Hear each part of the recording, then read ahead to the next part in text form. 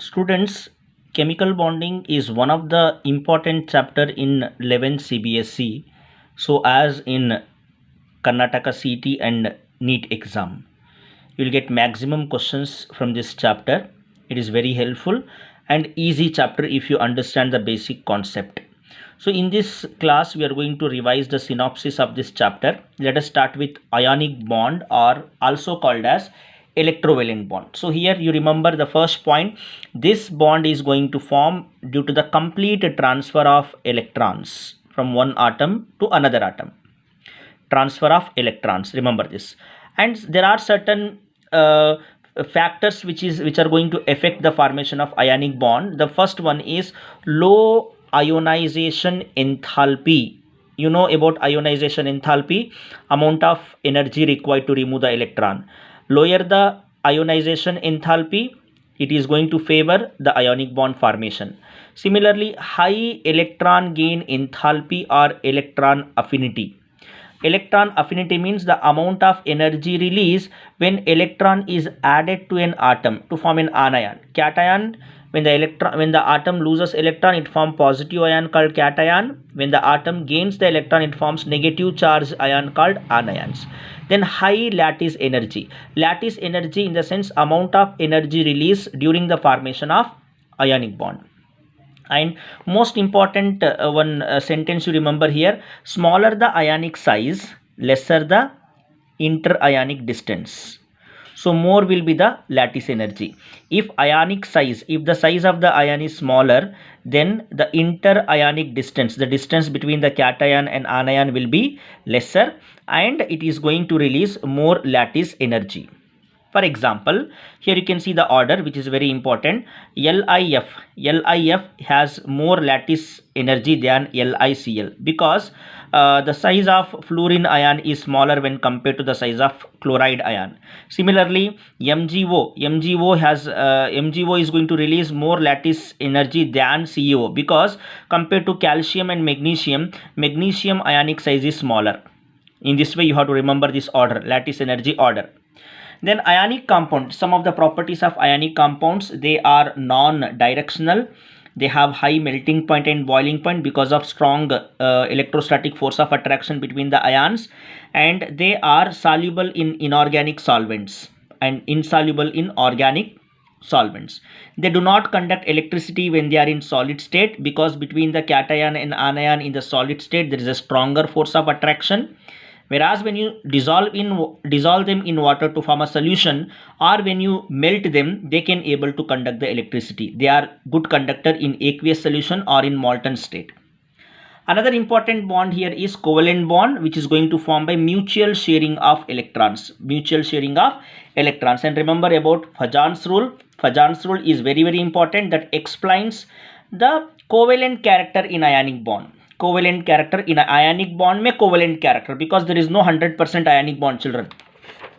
So remember about the Fajans rule here. The smaller the size of cation, larger is its polarizing power. Cation size, if it is very, very small, then it will be having more polarizing power. Then its covalent nature will be greater. For example, LiCl and NaCl. Here when you compare this lithium ion is a cation, sodium ion is also a cation. When you compare these two cations, lithium cation is very smaller in size. That's why this has more polarizing power, and that's why you can find more covalent nature in LiCl than in NaCl, and so on. When you compare the order, you can learn. Then larger the size of anion, and it's vice versa. Larger the size of anion, greater the polarizing power, and more is the covalent nature. When you compare NaI, sodium iodide, and sodium bromide, in compared to bromide ion and iodide ion, which are the anions, negatively charged ions, anion size is larger. Iodide anion size is larger, so it will be having greater polarizing power. That's why in NaI we can find more covalent nature than in NaBr. Very, very important, you need to remember. Then to find out the percentage of ionic nature in any ionic bond, to calculate the percentage of ionic nature, we have one formula, that is 16 into Xa minus Xb plus 3.5 into Xa minus Xb whole square.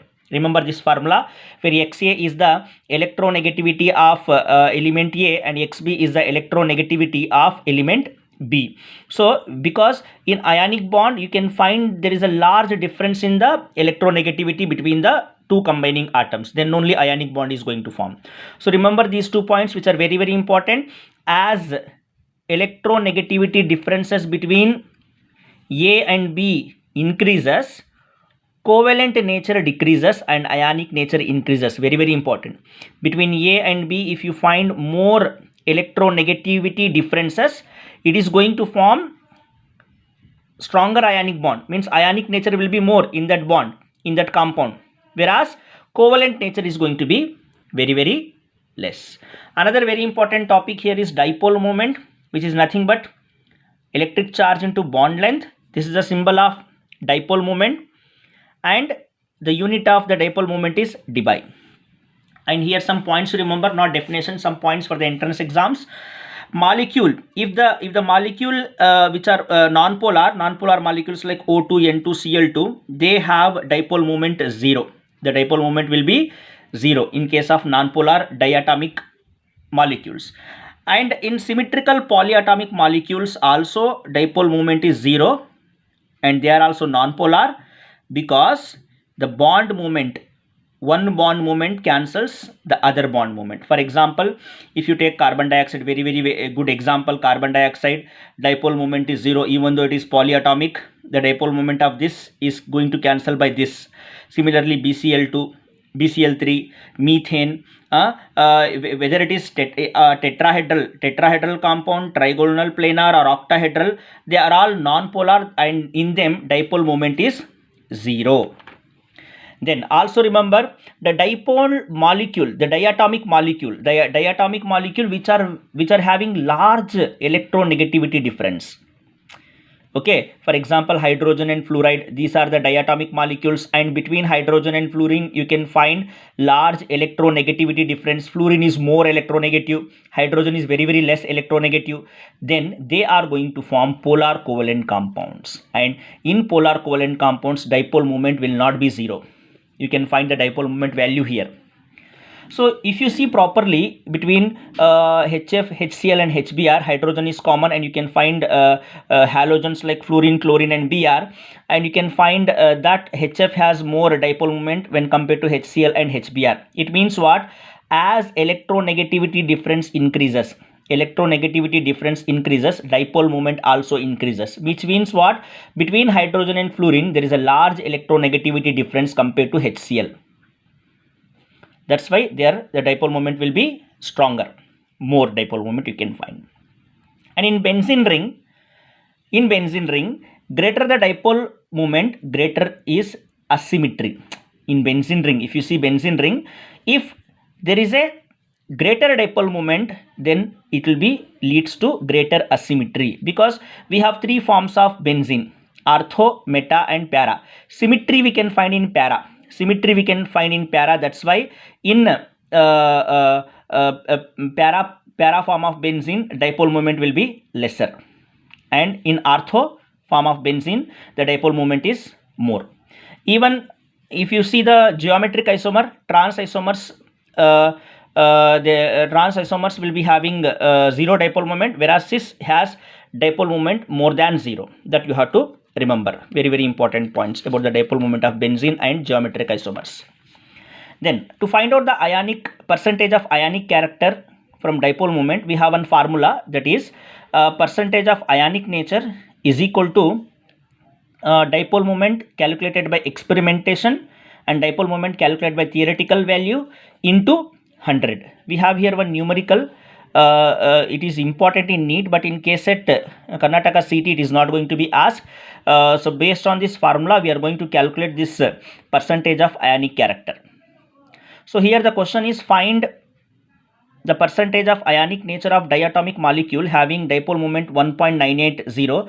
It's an experimental value, and the bond length is 0.92 Armstrong. They have given the value of charge 4.8 into 10 to the power of minus 10, and 1 dBi value, standard value 10 to the power of minus 18 they have given. So to do that, we have one formula, mu is equal to q into d, dipole moment. Then substitute the value of charge and distance. The bond length distance is 0.92 Armstrong. We have converted into centimeter. We will get the dipole moment, and this dipole moment what we got is theoretically what we got 442.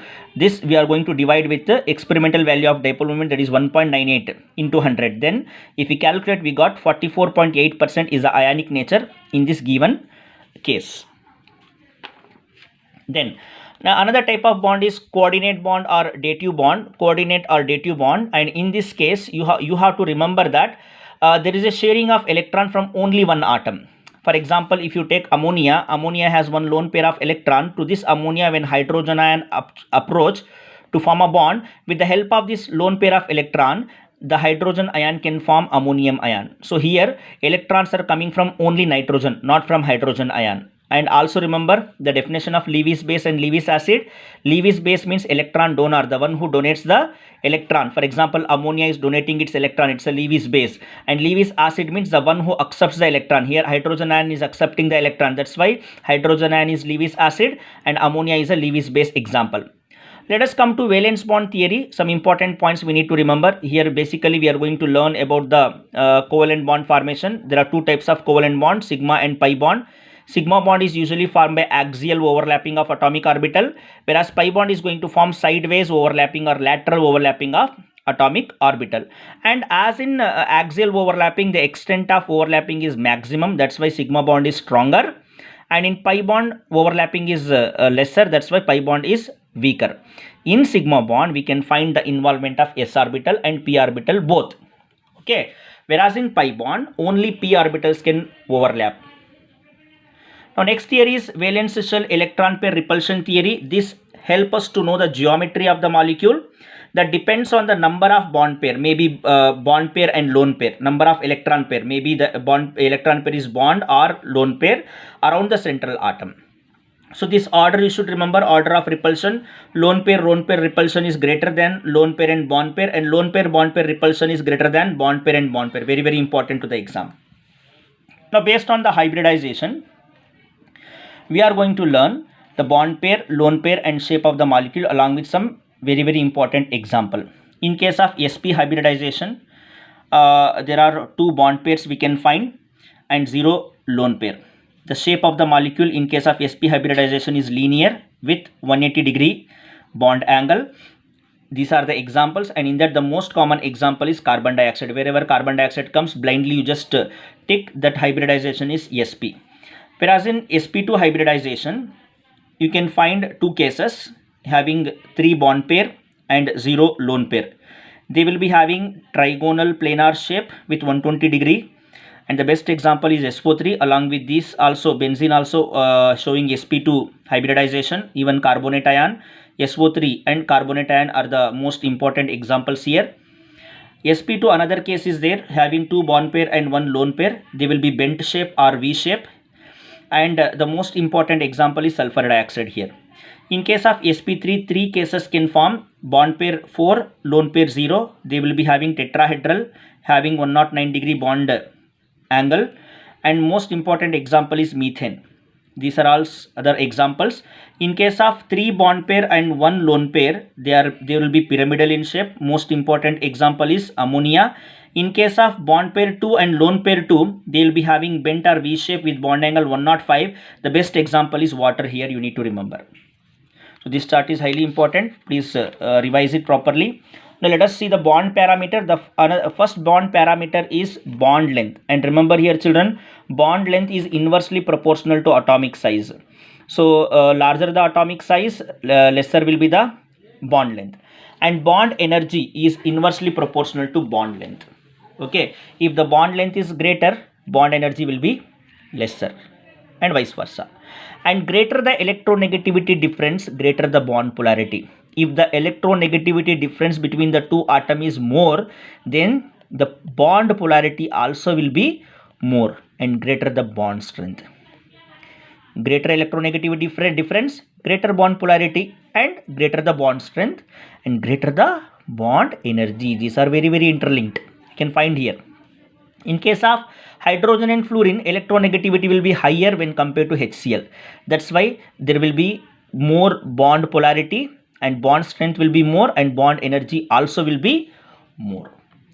Another bond parameter is bond angle, which depends on the repulsion in hybridization of it depends on the repulsion. In case of hybridization, as S character increases, bond angle increases. Remember, in if you see sp, sp2, sp3 hybridization, as S character increases, bond angle increases. For example, you can compare here. In sp, S character is 50%, so you can see the bond angle 180. In sp2, S character is 33%, bond angle decreases 3. 180 to 120, bond angle has been decreased. That is only here mentioned, very very important point. As S character increases, bond angle increases. Okay, very very important point here. A bond order means you know the number of bonds present between the two atoms, and bond order is inversely proportional to bond length and directly proportional to bond energy. Very very important. And remember here, as S character increases, bond order increases. For example, in nitrogen, which is shows sp hybridization, you can find bond order 3. And in case of oxygen hybridization is sp2 and bond order is 2. Very very important, children. As S character increases in hybridization, bond order also increases. Remember this. Wherever you find sp hybridization, you can find usually triple bonds, and sp2 double bond if you are not finding any kind of ions, any kind of charge on the molecule, chargeless molecule. Now another important point here is resonance, which is due to the delocalization of lone pair of electrons in a molecule or pi bond pair of electrons. You can find the ozone resonance structure here. Here the point which you have to remember for the exam is, as a result of resonance, bond length becomes equal. Because of the resonance, the bond length becomes equal. Very very important point, this one for the exam. And bond order in case of resonance, we can calculate by using the formula total number of bonds between two atoms in all the structure divided by total number of resonating structures. For example, in benzene, we have 2 resonating structures. Total number of resonating structure in benzene is 2. Whereas total number of bonds between two atoms in all the structure, there are 2 structures of benzene. Now total number of bonds between 2 atoms, I will take these 2 atoms 1 and 2. In this resonating structure, this is 1 bond between these 2 atoms, 1, and here in this structure between these 2 atoms 2 bonds are there, 2 plus 1 3. So when we calculate, the bond order will be 1.5 in this case, 1.5. remember that. So next a very important topic here is molecular orbital theory. Molecular orbital theory, here we can find there is a overlapping of atomic orbital to form molecular orbital. Atomic orbital overlaps to form molecular orbitals. The number of atomic orbitals is equal to the number of molecular orbitals. So 2 types of molecular orbitals are going to form. MO means molecular orbital, bonding molecular orbital, and anti-bonding molecular orbitals. And you should remember that compared to these 2, bonding molecular orbital has less energy, that means more stable, and it favors the bond formation. And anti-bonding source by star mark, anti-bonding molecular orbital, they are less stable, having more energy, and that's why they do not favor in the bond formation. And remember, only same energy and same symmetry orbitals can combine to form molecular orbital. Only same energy and same symmetry orbital. For example, 1s can overlap, 1 and 2s cannot overlap, 2px and 2py cannot overlap, 2px and 2px can overlap. That means what? Same energy and same symmetry orbitals can overlap to form molecular orbital. And to write the electronic configuration of molecules, we should remember the order of molecular orbital in increasing order of molecular orbital according to Aufbau principle for the molecules having more than 14 electrons. For example, oxygen, it has 16 electrons. So example, fluorine, it has 18 electrons. So for more than 14 electrons, we have this order of increasing order of molecular orbital: sigma 1s, sigma star 1s, sigma 2s, sigma star 2s, 2pz, and pi 2px is equal to pi 2py. Means what? These 2 have same energy. Then pi star 2px is equal to pi star 2py. These have same energy. Then last is pi star 2pz. This is the order. For the molecules having 14 electrons and less than that, for example, nitrogen 14, carbon 12, For them, we have this order, increasing order of molecular orbital. This we have to remember. There is a difference between two. And we know the formula to find out the bond order, Nb minus Na divided by 2, where Nb is the number of electrons in bonding molecular orbital, minus Na means number of electrons in anti-bonding molecular orbital. With that, we can find out the bond order. Please remember this very important point for the exam. Here, this chart is very important, children. You can find the molecules electronic configuration. For example, hydrogen, 2 electrons, 1s2. We are going to represent here valence electrons 2, number of bonding electrons 2, because there is no star here, and anti-bonding 0.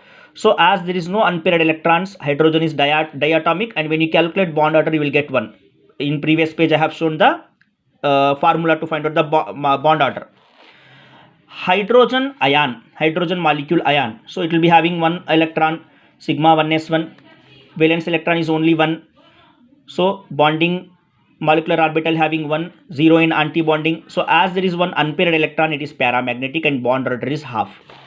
Bond order will be half. In helium molecule, total 4 electrons, 4 valence electrons, sigma 1s2, sigma star 1s2. In bonding 2 electrons, anti-bonding 2 electrons. So magnetic moment will be 0 and bond order will be 0. In case of beryllium molecule, so total number of electrons are 8. Electronic configuration you can find here according to the order. In bonding 4, anti-bonding 4. So it is not possible to form a bond between 2 beryllium atoms. In case of boron B2, here I have represent Kk, which means what? This, as we have to mention only the electronic configuration of valence shell, we have to represent only valence electron, that is 6. The 4 electrons electronic configuration have represent Kk. If you want, you can write sigma 1s2, sigma star 1s2, not a problem. But here, as we have to mention only valence electron, I have written like this. Kk means sigma 1s2, sigma star 1s2. Then remaining 6 electron, sigma 2s2, sigma star 2s2, pi 2px1, pi 2py1. Both are having equal energy. So you cannot put both the electrons to this. So as they have equal energy, you have to share equally the electrons between these two orbitals, molecular orbitals. So we got valence electrons total 6, 2, 4, 5, 6. Bonding is 4, 2 plus these 2, 4. Anti-bonding is this only 2. So because of the presence of unpaired electrons, B2 is paramagnetic and bond order is 1. You know the formula to calculate bond order, Nb minus Na divided by 2.